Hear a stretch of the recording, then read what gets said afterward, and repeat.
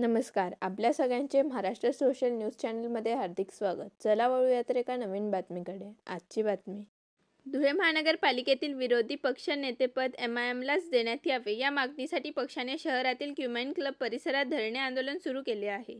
इर्शाद भाई जागीरदार यांच्या नेतृत्वाखाली नगरसेवक आणि कार्यकर्ते आंदोलनात सहभागी झाले आहेत.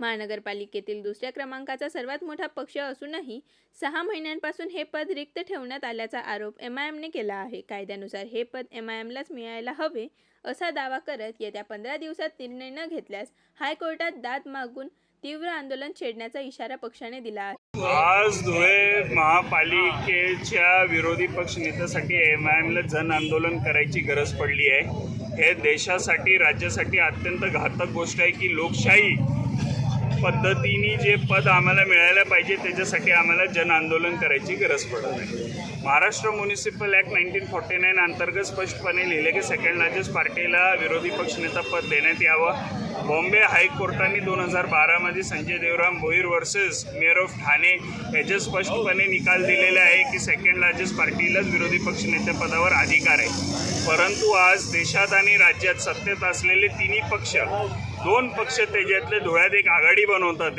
आणि त्यांच्याशी संख्याबळ नसताना सुद्धा गैरसंवैधानिक वापरणी आमचा हा विरोधी पक्ष नेता पद हिरवायचा प्रयत्न करत आहे. मी आपल्या माध्यमातून जनतेला सांगू इच्छितो की MIM पार्टी ही लढाई न्यायपालिकेपर्यंत लढन आणि आम्हाला न्यायपालिकेवर पूर्ण विश्वास आहे की आम्हाला न्यायपालिकेकडून न्याय मिळेल आणि धुळ्याचा विरोधी पक्षनेता हा MIM पक्षाचा बसल्याशिवाय राहणार नाही. आम्ही ही लढाई लढत राहू हे मी आपल्या माध्यमातून जनतेला विश्वास देऊ इच्छितो.